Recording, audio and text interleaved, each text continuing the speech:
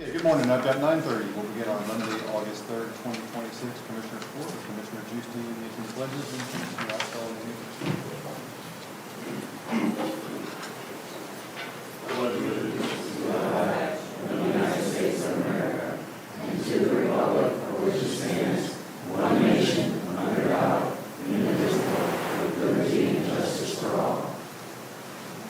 Honor the Texas flag.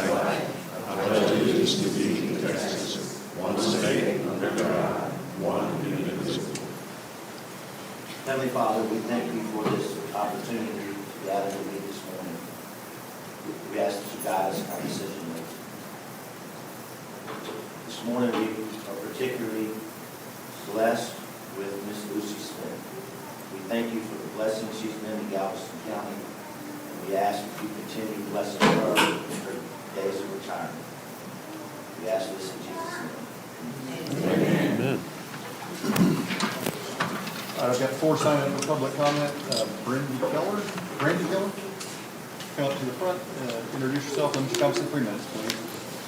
Hi, Commissioners and Judge. I'm Brandy Keller, the Coastal and Marine Resources Agent for AgriLife Extension and Texas Sea Grant.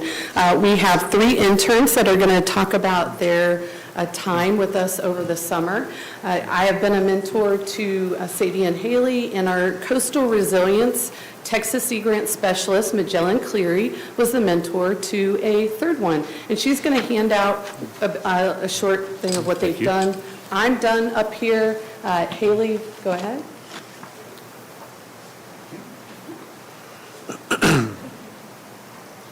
This is Haley Reese. Yes. Okay.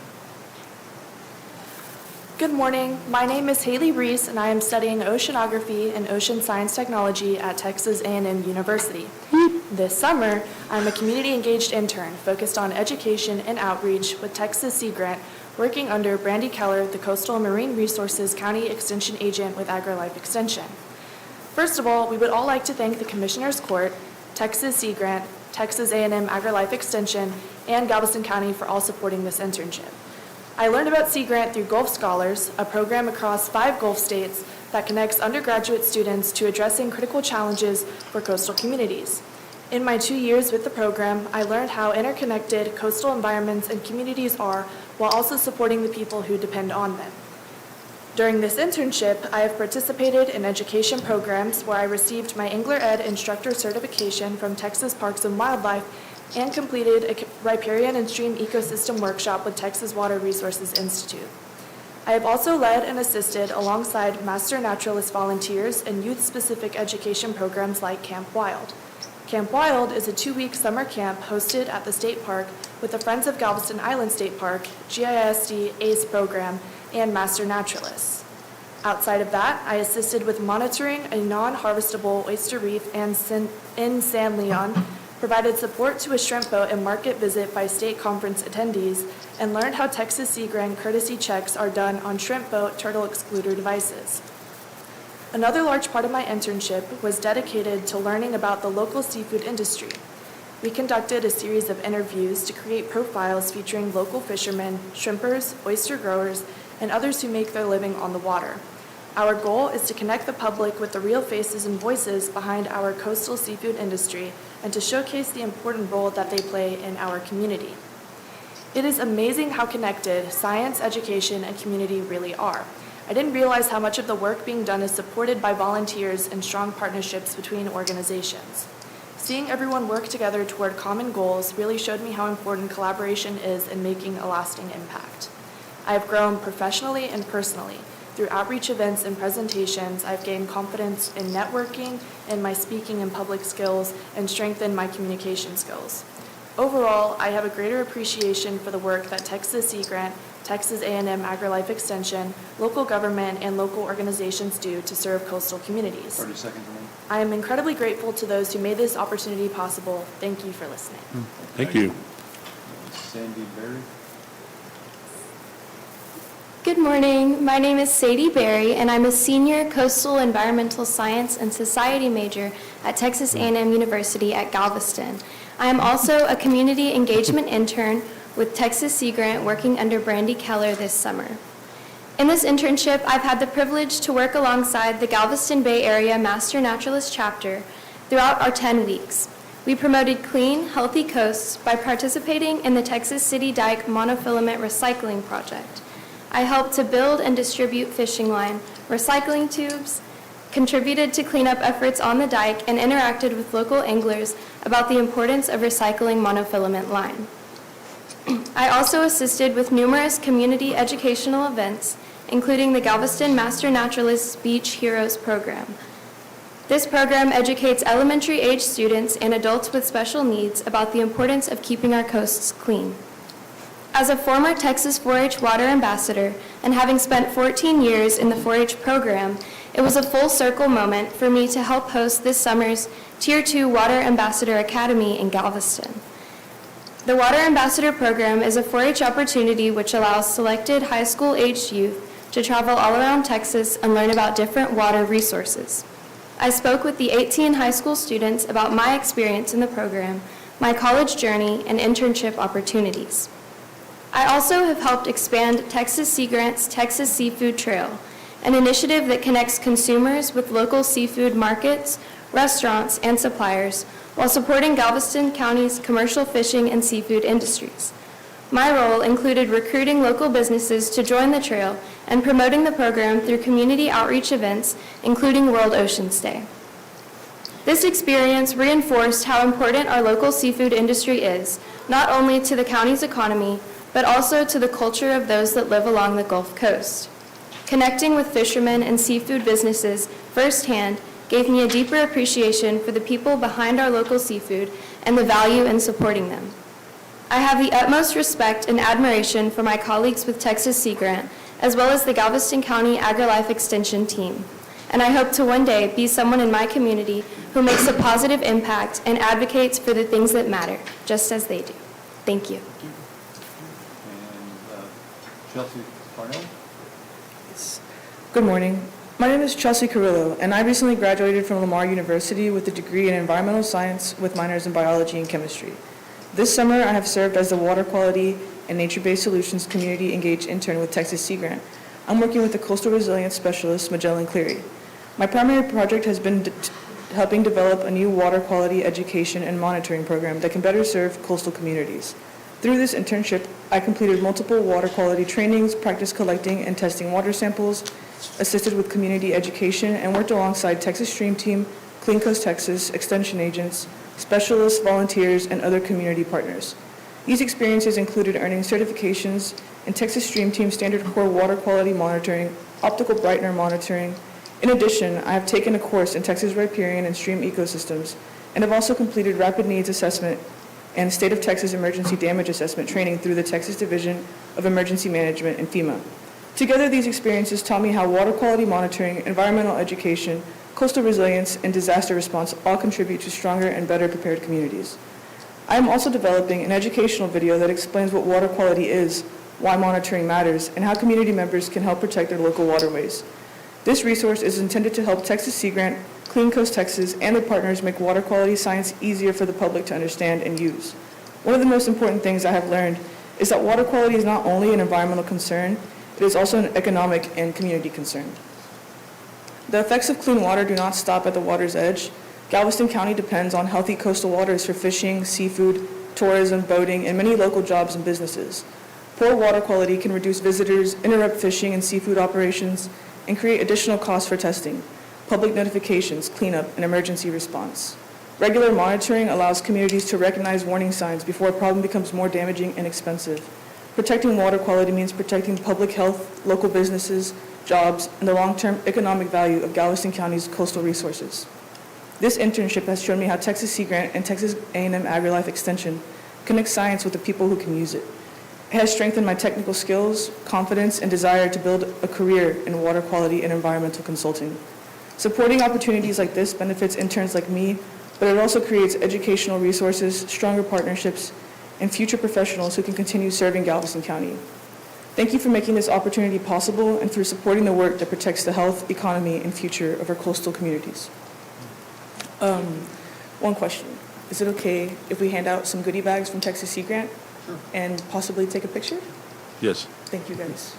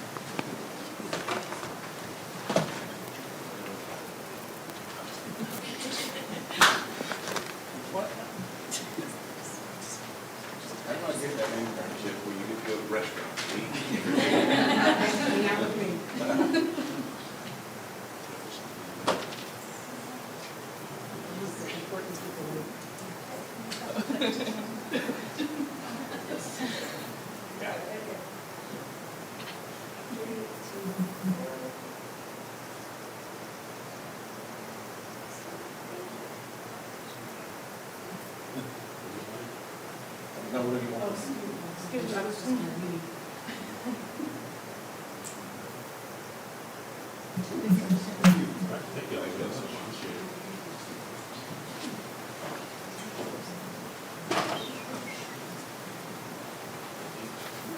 everyone get a bag?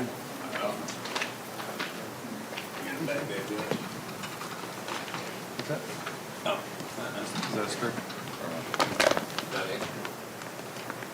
Oh, they have one more over here. All right, brings us to consent agenda. Items 1 through 38 are on consent. I've had a request to pull item 37.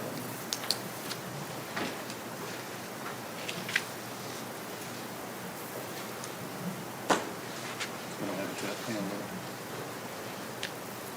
minute. Did you exclude 37? I didn't see that on there. Okay. All right, motion and second. Motion passes 5-0. We'll pause briefly for item 19. Resolution honoring the retirement of Lucy Elizabeth Smith from the County Clerk's Office, submitted by Commissioner Precinct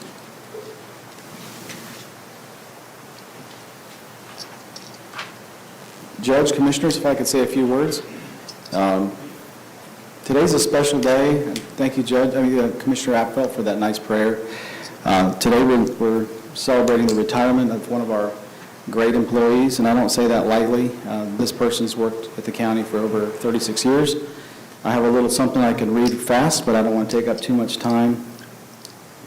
Lucy's been an invaluable member of our team and a familiar face not only to my office but to the courthouse for over 36 years. During her career, Lucy's worked in every area of the office, including probate, elections, courts, nanny, babysitter, mother, and I really mean that. She steps forward every day. She's there on time, actually early, dressed to the nines, with a willingness to help. She never hesitates to take on any new challenge. She has a selfless approach, and I really mean that too. She's very selfless. She's dependable. She stays late nights working elections, even though she's in the courts area or real property. We're really going to miss Lucy. She's the epitome of what a public servant is. You leave that office, no matter what you're there for, with a smile every time. So we're really sad to lose Lucy, but we wish you the best in your retirement years to come. Commissioners and Judge, if it's okay if she could get up to take a picture with you all as we celebrate her 36 years of service to Galveston County.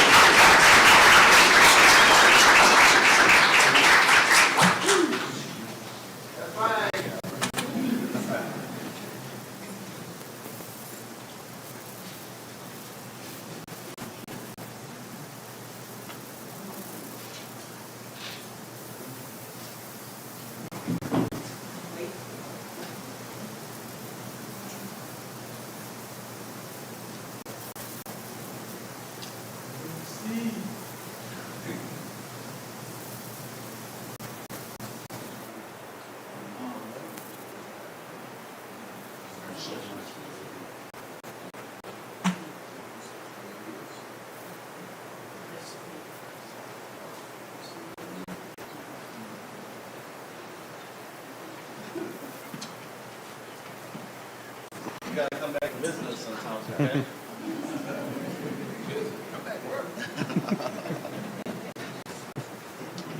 All right, brings us to item 37, Budget Amendment 2615708 of 3D Sheriff's Office, request transfer from general fund, budget reserves to sheriff's corrections, jail, healthcare, contract fund invoices, remainder fiscal year 27.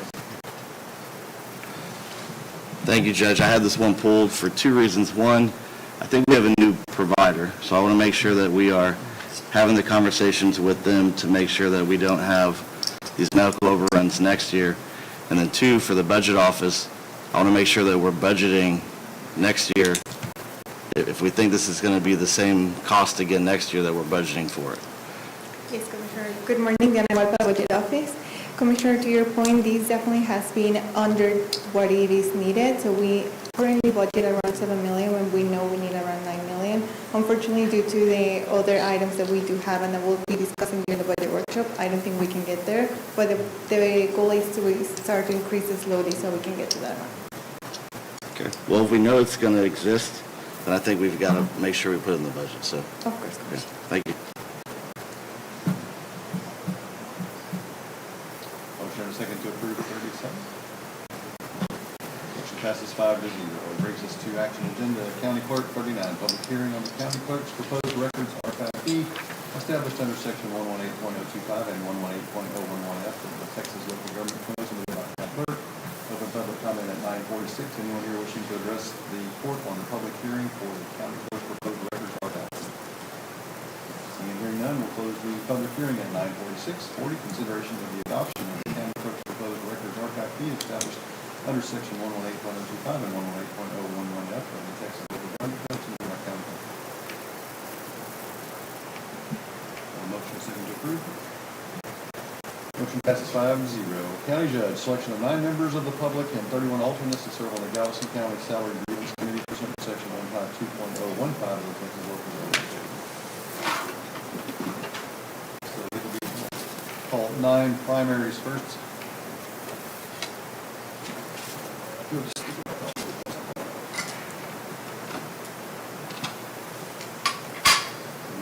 Willia Wingerwheel, Robert Shaddix, Laura Reeves, Mary Nathan, Eloy Martinez,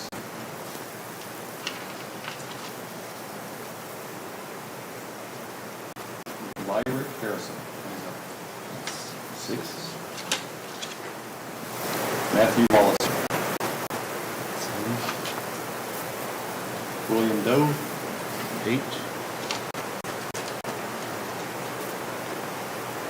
Kelly Baker. Congratulations. Yeah. So now for 31 alternates.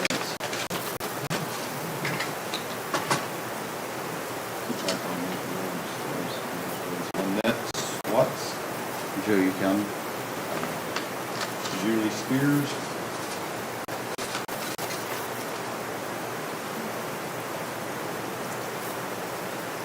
Melissa Highland, Tiffany Bagley, Cody Whitmer, Kelly Hutchison,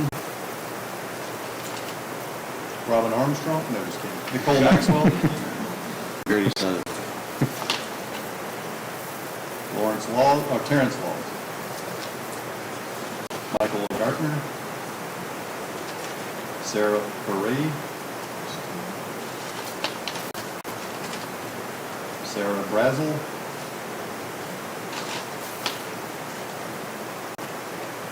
Stephanie Cagnon, Regina Minton, Deborah Skates, Victoria Mason,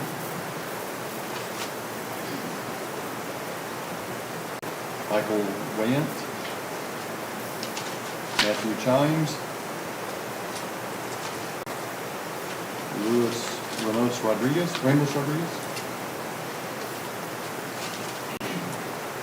Mary Boutwell, Francis McWilliams, Lindsay Floyd, Karen Steddy, Elizabeth Farrell, Pamela Thomas,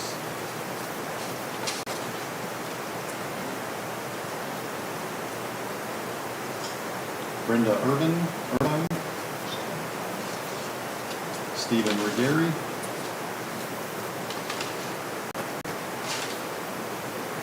Kristen Wilson, Jennifer Ramirez, Leanne Crone,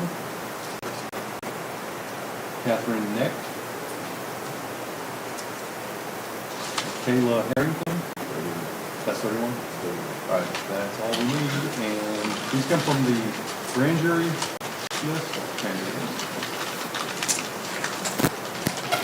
They'll be notified of what they won by this Monday night.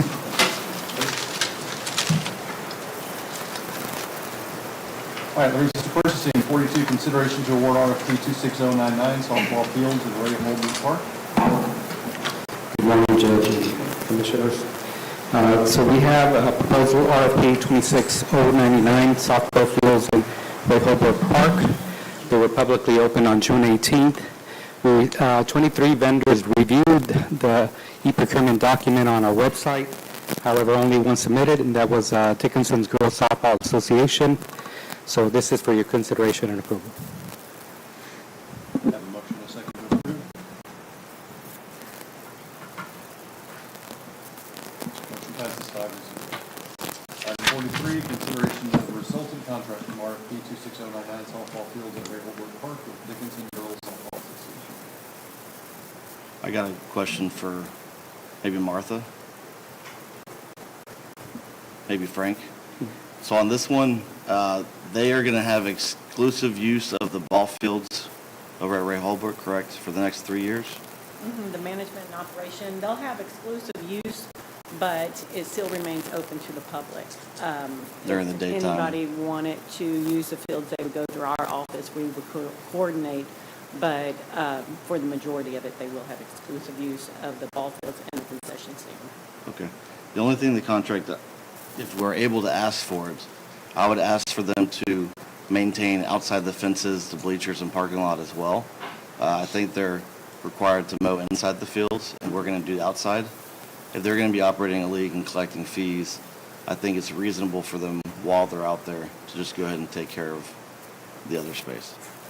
Yeah, that's with all of the agreements. Typically, the concessionaire takes care of everything inside the fences. We do the outside, but yes, agreed.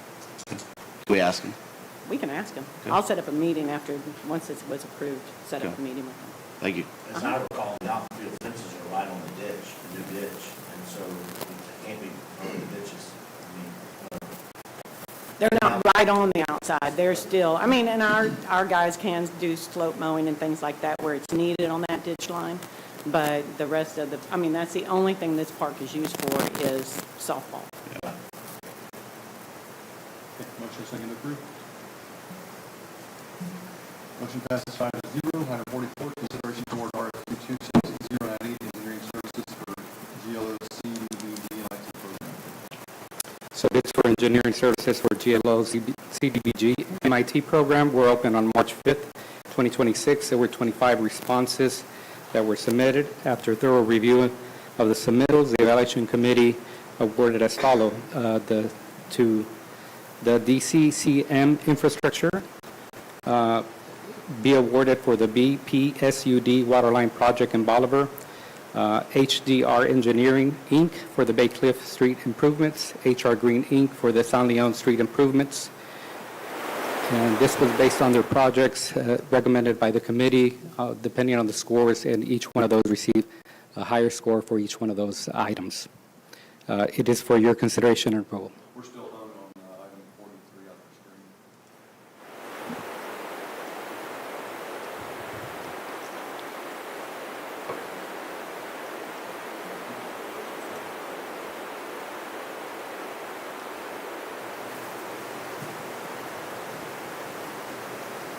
Motion passes 5-0. Right away, received public comment on San Leon Town Site Block 206 partial replat. The public comment at 9:55, the Illinois Michigan West Commissioners Court on San Leon Town Site Block 206 partial replat. Seeing and hearing none, we'll close public comment at 9:55. Consideration of approval with no conditions, approval with conditions, or disapproval of San Leon Town Site Block 206 partial replat. Good morning. We recommend to approve with no conditions. And a motion for unconditional approval. Motion and a second. The motion passes 5-0. That brings us into general counsel executive session that we do not need. Just for everyone's information, there was a hearing on Tuesday on this lawsuit. There was no order issued, so we just continue to wait for Judge Brown. And that will end our workshop, or our agenda item at 9:55. We'll go straight into workshop, budget workshop discussion. Open up our budget workshop at 9:55.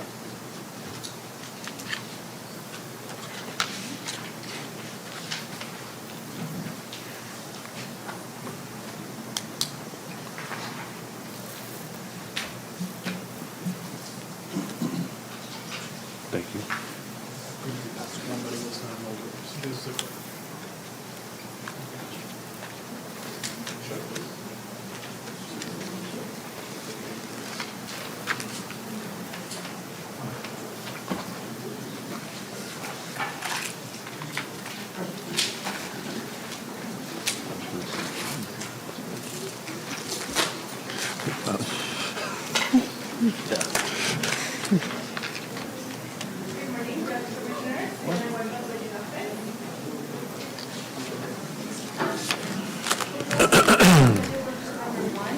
of you, you have a packet with the two items of discussion for this morning.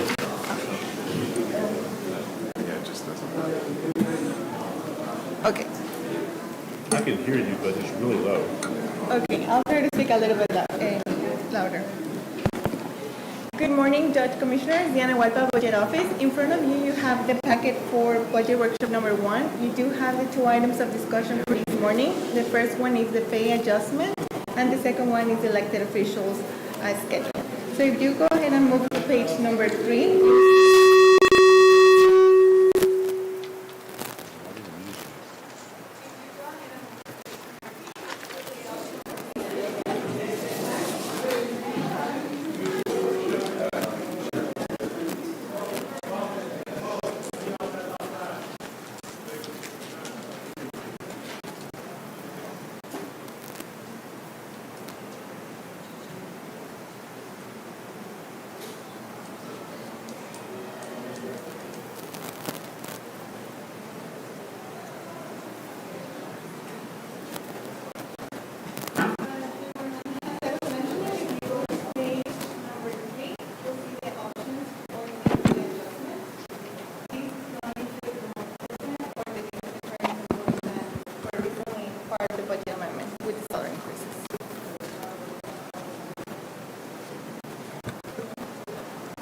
You do have the 2% pay adjustment, 2.5 and 3% with the associated fiscal impact.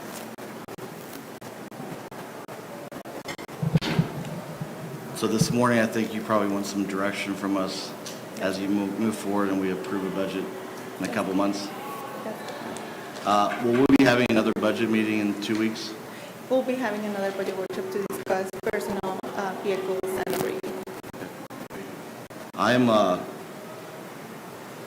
We have a HR policy update coming in 2 weeks, and depending on how that goes and what we decide with vacation and sick time, my opinion could change. But as of right now, my preference on merit and pay adjustments is that we do a flat 3% merit. And I know my colleagues probably have different opinions on it. So after the discussion in 2 weeks, my opinion could change depending on what we decide, but that discussion could be had at that time. Yeah, my comment, I wanted to, I was in favor of a 2% pay adjustment and then a 1% merit. So that was kind of how I was leaning towards, and so that's where I was.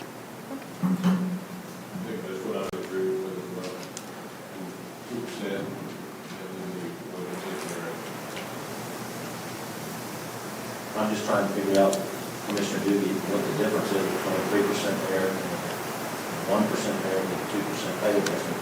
Financially, there's no difference. Yeah, but it just goes to certain people, not everyone. Right. And that's, yeah, so I don't want that. It's still everyone. So there's exempt departments based off of the adjustments in each year, which are at 2%, so it doesn't apply to everybody. Because they just got raises since the last budget cycle. Right. Well, yes. Yeah, just to clarify. So I'm in favor of the 1% merit and 2% pay adjustment. And then I think next quarter, we'll bring the HR policy change forward and have discussions about that and changing potential policy as well as whatever that may look like. I think that's the better way to do it, because right now we can hypothesize and give contingencies, but until we discuss the HR policy and adopt it or not adopt it, and then discuss how we're going to deal with the vacation and sick time, that conversation is a little bit premature. So I think Rebecca said it'll be ready for next agenda, and if we're going to have another budget workshop at the end of next meeting, if we need to, we can discuss it at that time. Based on the comments in board today, is direction that's going to be given to budget and HR is to start working up a merit worksheet for 1%, and then let some of the other elected officials, particularly, I know there's some meetings coming up. I think that the the judges oversee, right, purchasing and auditor and everybody else. Juvenile probation, let them know what we're looking at is that 2%, 1%, so that way they can plan accordingly and have the meetings and start trying to set their budgets. I do think, too, we should probably look at doing a salary survey. I think the last one we did was, 5 years ago? 2019, so 7 years ago. Probably good practice to do it every 5 years or so. It doesn't mean that what the salary survey shows we're going to do, but I think so that we have good information, that would be something I'd be interested in. I think the salary study, Rebecca, you can help, in 2019, changed the entire pay structure at the county, and I don't know when you say salary study, if we're looking to do that again, or if you're looking to more in line it with market and adjustments accordingly. Yeah, probably a lesser, probably the second option. Okay. But if I'm the only one, I don't know if anyone else thinks that. Every time the department head comes to us, they typically have their own little salary study of the surrounding counties, which I trust and believe. But I think that's what it needs to be. We need to know where we are in the market. And I think I know where we are, but we need to look at that and see how we can fix it. I just didn't want direction to be confused that we need to go look and completely change the entire salary tables and charts, how we have it with codes and identifications, and because that's what we had done in 2019 is made that adoption, which prior to that, I don't know when the last time the court did that, was that? 2009. 2009? And I think that's still good. Yeah. Even if we couple it with a salary study, update, market update. It's just the expense of having a firm come in and change the entire structure and coding system and everything. I think it's more affordable and not as time consuming if they were just to do a market analysis and come with recommendations for y'all to consider and look at. I'm good with that. Yeah, exactly. That's probably what we need to do, because I know in the past there's been expensive studies done and then they shelved it because we couldn't afford to take it. But we're just doing a market analysis, so let's see if we can improve people's lives a little bit. I think this underscores the having to pay adjustments on a consistent basis, making sure we don't get behind. Yeah, and just a clarification, 2019, when this court did the salary study and change in pay scale and across the board, top-down, complete change, I think the Commissioners Court at the time invested over $6.4 million to implement that all in 1 year. That was a big one. Yeah, so I don't recall any time you've done it where you haven't implemented it to a degree, but I do know that was the financial impact in 2019, just to make sure you were all aware of it. There was some significant changes and it hadn't been updated in a while, so. The one I'm referring to is a long time. Okay, prior to that, I got you. We'll go ahead and move to page number 5. That's the elected official schedule. There are a couple of changes from the meetings that we discussed, primarily due to the redistricting. Constable Precinct 3 is now 4 and 4 is now 3. With that being said, also the Justice of the Peace, the same changes, 3 to 4 and 4 to 3. And then the auto allowance for Justice of the Peace Precinct 2 with the highest auto allowance, now that they have the highest, the largest territory. And Constable Precinct 3, he also doesn't have an auto allowance for fiscal year 27 since he just received a county vehicle. I think every other year we've been doing a pay adjustment for elected officials, and we didn't do it last year, so I'm fine with it.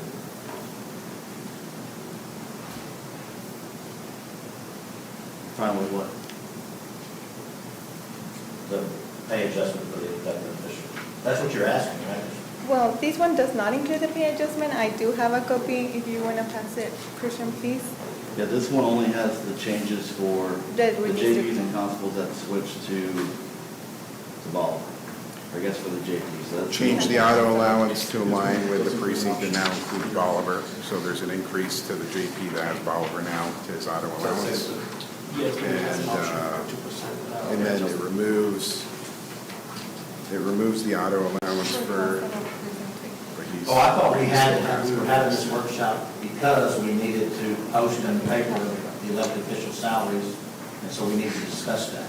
Yes, that's correct, and that's what you have before you right now, is just those two changes. So from there, if there's any other additional changes, the court needs to discuss those and give direction to the budget office so they can advertise that and give the salary grievance committee time to see if anything gets filed for grievances.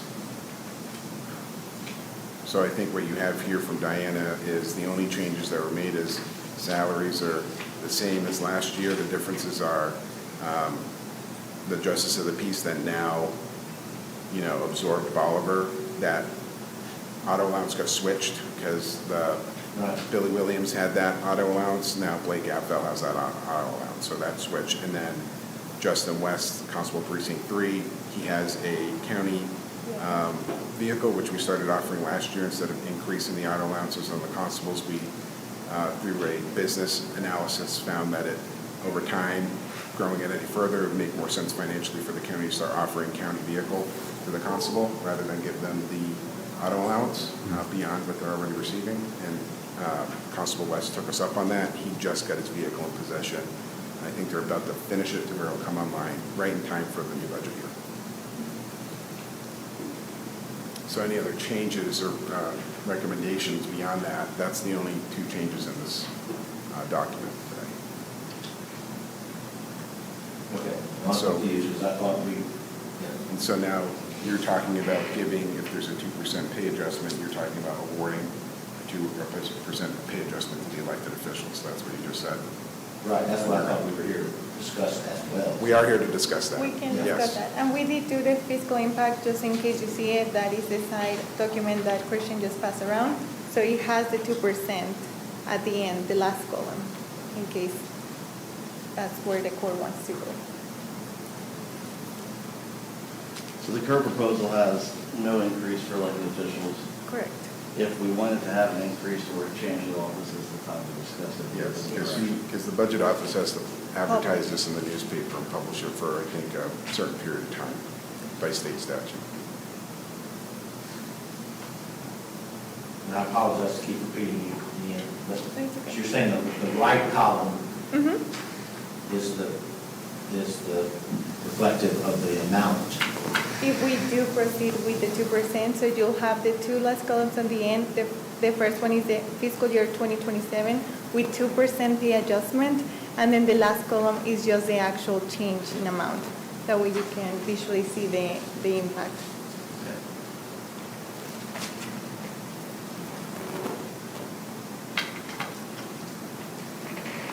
Yeah, I'm in favor of the 2% pay adjustment. I mean, for the same reasons. I think, we fall behind the market if we don't continue to do that. And so I'm actually in favor of that. Of the 2% for the eligible elected officials? Correct, for the eligible elected officials, yes.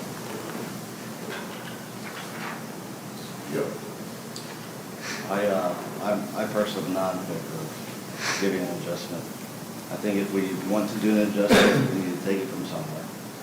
So I would be okay with the commissioners' auto allowances going to a reimbursement. I think Judge Henry went to a reimbursement last year, and there's been some savings to the budget. But if I would be willing to give up my auto allowance and the commissioner's auto allowance to maybe do the 2% adjustment for the other elected officials, but I'm not in favor of increasing the elected official salary as a whole.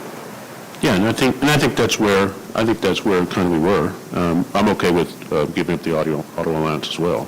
So I think that's where we were. I mean, and then adjusting those salaries.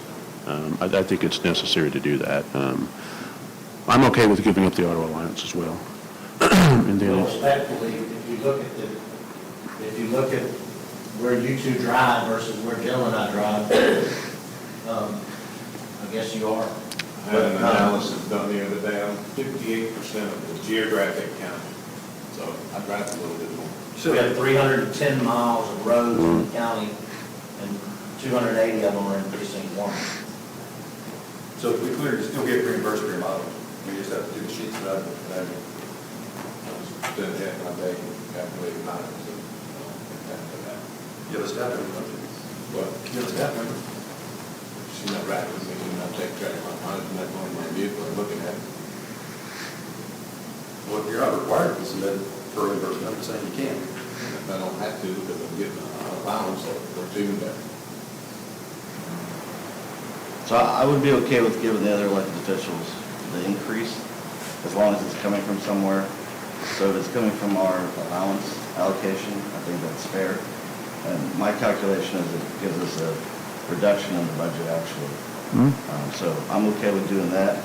As far as who drives the most, y'all are correct, y'all have bigger precincts. I also serve on a dozen committees for the county. Go to Austin, Waller County, Montgomery County, Harris County twice a month. So there's driving outside of the precinct on behalf of the county that takes place. And just for the record, if we do away with the allowance, I will not be collecting any reimbursement for any mileage. I will pay out of my money. Just for the record, I've never submitted one reimbursement claim in the 10 years I've been here. So I've done the same thing on anything, on seminars, on anything. But I think we're making a mistake not doing the auto loans. Yeah, this is just a reference point, and I have no doubt that Commissioner Houston drives probably more than I do, but my highest month in the last 2 months was $500. And most of them average around $300. So to give some guidance to the budget office, what I'm hearing from this court is eliminating the $14,400 auto allowance for precinct 1, 2, 3, 4 commissioner, and giving all the eligible elected officials from commissioner down to constable on the sheet a 2% pay adjustment in the salary. What is that total amount? Do you have that number? We can get it. We'll get it right now, Commissioner.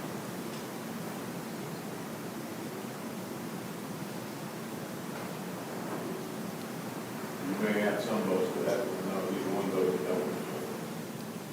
Yeah, I'm losing. It's going to be a little over $30,000, actually. Yeah, I think it'll be probably a little bit. Actually less, because we would absorb taking out the auto allowance for, that doesn't include taking out the auto allowance for Constable West or all 4 of the commissioners, so it actually been a net savings to the county. It's about 26,000. 32,000. Oh, 32 if you include that. The adjustment, and then minus the 57. 5 auto, or the 4 auto allowances at $14,400 each, and then minus the $16,800 auto allowance. But that, Constable West, I would caution you, that's not a true savings, because we're taking costs and expenses on providing them a county vehicle, right? We had to purchase the vehicle, we're going to maintain it, so I wouldn't calculate that into the savings here. Right? It's just an elimination of his payment of an auto allowance. We're paying for it through fleet, right? If you think about it. I think the sheriff has a county vehicle also. Yes, that's correct. That might be a direction we want to try to push. So we've calculated 26,000 in savings, is that what you said? We have 32 increases when we do the 2%. That does not include the reduction of the auto allowance if we do that for commissioners. So just the 4 auto allowances from the commissioners is 57,600. So if we eliminate that and we increase 32,000.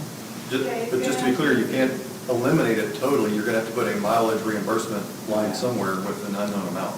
It's 96,000 if we calculate the 500. Well, but he drives more than I do, I have no doubt. So I mean, you can't use mine.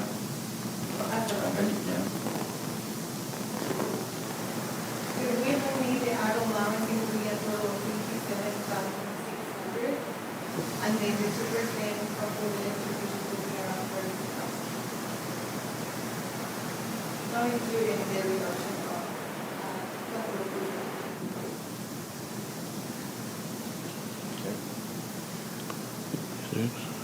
I'm comfortable with that. Yes, Judge, are you comfortable with that? Well, I'm doing it now, so it's hard for me to say, don't do that, I do it now. Any other discussion? Well, if that sticks in there, I'm a no vote against the budget.